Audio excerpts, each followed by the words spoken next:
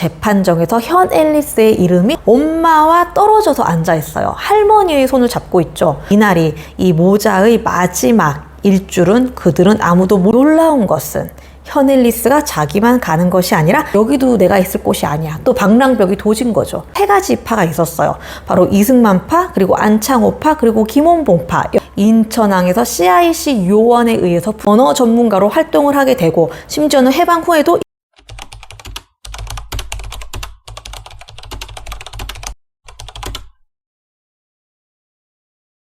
안녕하세요. 고작가의 휴먼레코드입니다. 여러분의 구독, 좋아요, 알림 설정은 저에게 큰 힘이 됩니다. 부탁드립니다.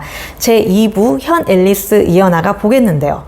이제 일본이랑 미국이랑 맞짱을 뜨니까 이 일본의 통역을 해줄 언어 전문가가 필요했고 미국은 그렇게 뽑은 게 바로 현 앨리스와 현 피터였는데요. 그러니까 이 둘의 속이 새빨간 것을 모르고 미군 측이 뽑은 거예요. 실제로 미국 공산당에 이 둘은 가입한 경력까지 있었는데요. 아무튼 그 남매는 언어 전문가로 활동을 하게 되고 심지어는 해방 후에도 일본 도쿄에 갑니다.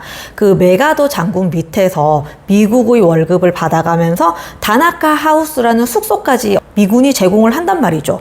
거기서 살면서 이제 미국을 위해서 일을 하게 되는데, 그런데 이제 중요한 거는 뭐죠? 이제 소련과 미국이 또 맞짱을 뜨게 되잖아요. 싸우게 되었기 때문에 이제 이 현 앨리스는 소련의 편을 들고 싶은 거죠. 공산주의자니까. 이런 것을 전혀 몰랐던 조선 측에서는 그 당시에 엄청 크게 신문에 이 남매의 사진이 실리기도 합니다. 정말 자랑스러운 조선의 남매가 일본 통역까지 하고 이런 일을 하고 있다 이러면서 보도가 되는데, 그들은 어떤 일을 하고 있었느냐. 다나카 하우스는 공산주의자들이 화합 장소로 이용이 되었으며, 그리고 심지어는 이 박헌영을 만나기까지 해요. 박헌영을 만나서 이런저런 문서를 다 전달하고 정보를 공유하는 거죠. 그래서 박헌영이 뭐라고 하냐면은, 너희들이야말로 미국 공산당과 조선 공산당을 연결해 줄 수 있는 적임자다. 내가 추천사를 써줄 테니까 이것을 들고 미국으로 가라. 그래서 미국 공산당에게 전달을 해라. 라는 말까지 합니다. 그런데 놀라운 것은 이 주한미군 소속 중에서 현 앨리스와 현 피터만 공산주의자가 아니었다는 거. 정말 여러 명의 미국 군인들이 공산주의자였는데 그 중에서 으뜸이라고 할 수 있는 클론스키가 박헌영의 추천사를 받아서 미국으로 가려다가 인천항에서 CIC 요원에 의해서 붙잡히게 됩니다. 그래서 이제 이렇게 압수가 되는데 그 당시에 김일성 사진까지 있었다고 하니까 정말 놀라운데, 그래서 저는 이걸 보고 느낀 게 뭐냐면은 그 당시에 정말 공산주의가 순수한 이념 그 자체 그대로 받아들여서 그것이 실현이 불가능할 것임을 모르고 인간들의 욕망에 의해서 변질될 것을 모르고 순수하게 믿는 미국 사람들이 많았구나, 이런 걸 좀 느꼈는데요. 아무튼 그래서 9명이나 총 주한미군 측에 공산주의자들이 숨어 있었고 이들은 바로 추방이 됩니다. 여기에 현 피터, 현 앨리스 포함이에요. 그래서 어디로 가느냐? 바로 아버지가 있는 현순이 있는 미국 하와이로 가는 거죠.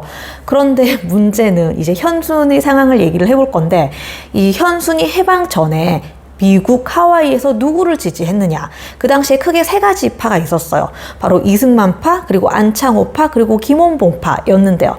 그런데 안창호와 이승만파는 아주 큰 거대 정당이었고 김원봉파는 좀 진보 정당이긴 하지만 작은 정당이었는데, 아무튼 안창호가 죽는 바람에 이승만파가 커지게 되었고, 그리고 이제 해방이 되었잖아요. 그래서 이제 누구파 갈리는 게 의미가 없어요. 이미 이승만은 남한에서 좀 어느 정도 위치에 올랐기도 했고, 그래서 이제 현순이 지지하는 그런 김원봉파가 힘을 점점 잃어가고 있었는데, 갑자기 딸 현 앨리스가 오더니 그 진보 정당에서 발간하고 있는 독립이라는 신문에 박헌영, 김일성 찬양글을 싣는 거예요. 그런데 김원봉은 또 박헌영, 김일성과 또 성격이 다르거든요. 그랬기 때문에 약간 신문의 성격이 변질도 되었고, 그래서 점점 구독자와 후원 수도 줄게 됩니다. 그러니까 현 앨리스는 하와이에서 여기도 내가 있을 곳이 아니야. 또 방랑벽이 도진 거죠. 나는 어디로 간다? 북한으로 가야겠다. 그런데 미국과 북한의 연결 통로가, 루트가 없어요. 그래서 고민을 하고 있던 와중에 누가 나타난다? 바로 체코 프라하에서 한흥수라는 조선인이 고고학을 전공하고 있었어요. 고고학자였는데, 그래서 그때 공산주의 국가였기 때문에 체코가 이 한흥수가 도움을 주겠다고 나섭니다. 이 현 앨리스를 만나서 프라하에서 열릴 세계평화회의에 참가를 해라. 그때 북한 사람들과 내가 막 주선을 해주겠다. 그러면 너는 갈 수 있다. 라고 합니다.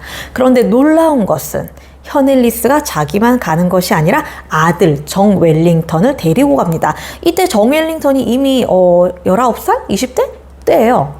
이 사진을 보면 아시겠지만 그 당시에 체코 프라하에서 열린 회의 때의 사진인데 앞에 있는 남자가 한설야라고 소설가인데 그때 그 백석과 같은 문인이었어요. 그런데 이제 백석과는 달리 김일성에게 아부를 해가지고 이제 한 자리 차지한 거죠. 결국에는 숙청이 되었지만 이들이 참가했던 이날이 이 모자의 마지막 일 줄은 그들은 아무도 몰랐는데요. 이때 웰링턴이 의대를 가고 싶어 했어요. 그는 이제 6살 때부터 의대를 가는 게 꿈이었다고 하는데 그런데 미국이 20세기에 인종차별이 정말 극심했잖아요. 지금도 그렇지만 동양인은 미국에 있는 의대에 입학을 하지 못한다는 법이 있었기 때문에 다른 나라에서 이제 의대를 다녀야 되는 거죠. 그리고 그것이 바로 체코 프라하에 있는 의대를 가고 싶다라고 하여서 여기 이 자리에 있게 된 거였는데요. 그러니까 한마디로 엄마와 이제 또 떨어지게 된 거예요. 예. 이 사진을 보면 아시겠지만 가족 사진이에요. 단체 사진인데 엄마와 떨어져서 앉아 있어요. 할머니의 손을 잡고 있죠. 길러준 사람이 거의 조부모이기 때문에 이렇게 앉아 있고 엄마와는 이런 물리적 거리감 그리고 심리적인 거리감까지 나와 있다는 것이 이 사진을 보면 알 수 있는데 아무튼 이렇게 이 모자는 다시는 볼 수 없게 됩니다. 그 현 앨리스가 북한에 갔던 이야기를 해볼 건데 당연히 박헌영의 입김이 작용하여서 박헌영이 내가 잘 아는 애다. 미국에 있었고 이름이 현 앨리스지만 괜찮다 라고 해서 바로 불러들여서 그의 비서로 그녀는 일을 하게 됩니다. 그런데 좀 생각을 해볼 것이 과연 현 앨리스가 그렇게 막 상하이, 하와이 막 이렇게 왔다 갔다 하는 그런 자유로운 영혼이 북한에 딱 왔을 때 기분이 어땠을까요? 자신이 생각하는 지상낙원이라고 생각을 했을까요? 왜냐하면은 극단 이름부터가 피바다야. 그리고 대학교 이름에 김일성을 붙여 정말 자신이 그런 갈구하던 나라는 아니었을 것 같은데 하지만 이미 후회를 해도 소용이 없는 거죠. 왜냐? 북한에 한번 들어오면은 나가기가 미국처럼 조선, 상하이처럼 쉽지 않았기 때문이죠. 아무튼 이렇게 있다가 언제부터 실망을 하고 후회를 했는지 모르겠지만 한국 전쟁이 일어납니다. 그리고 이 김일성이 박헌영에게 전쟁 패배 책임을 뒤집어 씌우죠. 그러면서 이제 하나씩 하나의 당씩 숙청에 가는데 그 남로당을 숙청에 가면서 박헌영을 이제 막 간첩으로 몰아넣죠. 이 과정에서 재판정에서 현 앨리스의 이름이 수면 위로 이제 떠오릅니다.